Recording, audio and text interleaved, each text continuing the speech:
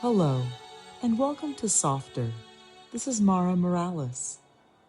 Welcome back to Softness in Action. Today is the final day of this week's challenge. Before we begin, I simply want to say thank you. Thank you for showing up.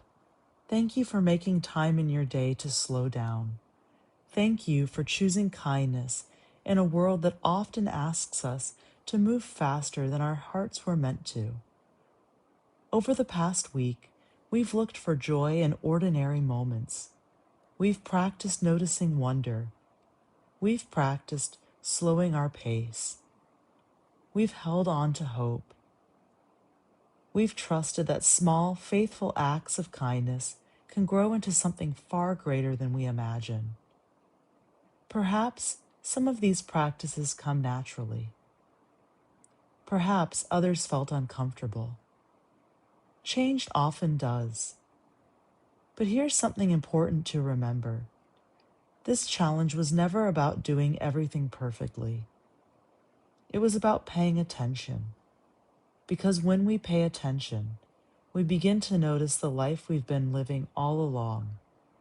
The smile from a stranger, the warmth of the morning sun, the laughter of a child, the comfort of a familiar voice, the quiet satisfaction of helping someone without expecting anything in return. These moments don't ask us to become different people. They simply invite us to become more present. Maybe this week reminded you to send a text you had been putting off. Maybe you paused to watch the sunset. Maybe you offered yourself a little more grace. Maybe you encouraged someone who needed to hear they weren't alone. Those moments matter, not because they were dramatic, but because they were real. And real kindness has a way of echoing long after the moment has passed. Here's something I've come to believe. The world is changed far more often by ordinary people quietly choosing compassion than by extraordinary events. A parent who listens with patience, a teacher who encourages a struggling student, a neighbor who checks in, a friend who reaches out, a stranger who smiles.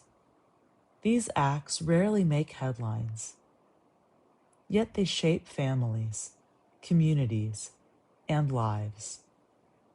Today's small act of kindness is different. Instead of asking you to do something new, I'd simply like to invite you to continue. Continue noticing. Continue slowing down. Continue offering encouragement. Continue believing that your kindness matters, because it does.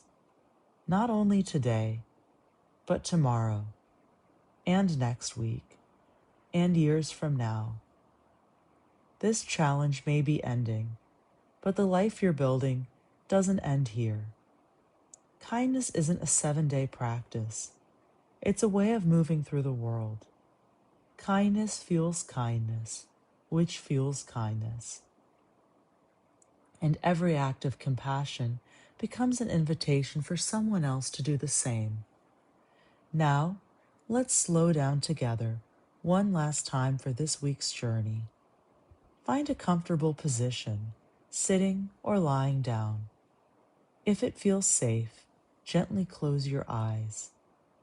Take a slow breath in and gently breathe out. Again, breathing in and breathing out. Allow your shoulders to soften. Relax your jaw. Let your hands rest comfortably. Bring your awareness to your breathing. Now imagine yourself standing on a quiet path. As you look behind you, you notice footprints. Each footprint represents one moment from this week. A kind word, a grateful heart, a peaceful walk, a hopeful thought, a small act of courage. You realize something. Those footprints haven't disappeared. They've become part of the path that has brought you here. Now, turn your attention forward.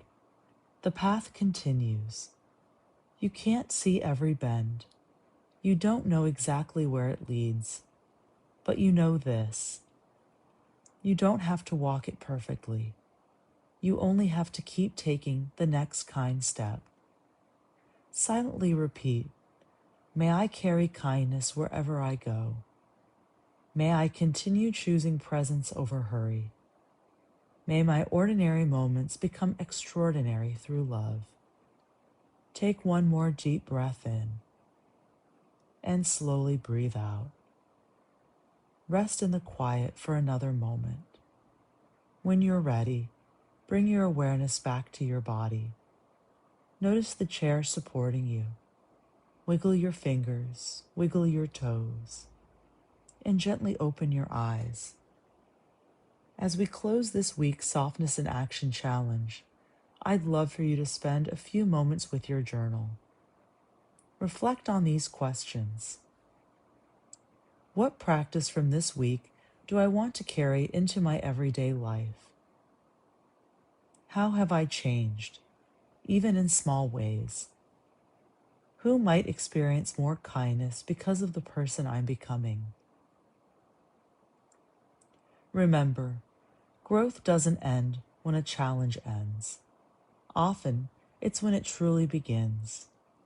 Before we finish today, I'd love to share one final softer story. This one comes from Grace in Madison, Wisconsin. She writes, Dear Mara, at the beginning of this week's challenge, I wasn't sure I would finish it.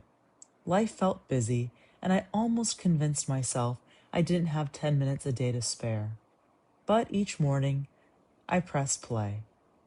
Some days your words reminded me to slow down.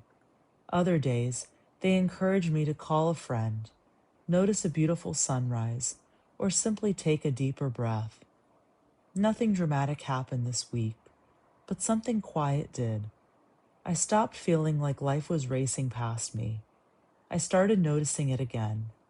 When my husband smiled across the dinner table, when my granddaughter reached for my hand, when the breeze came through the kitchen window while I was making dinner. Those moments had always been there. I just hadn't fully been present to receive them.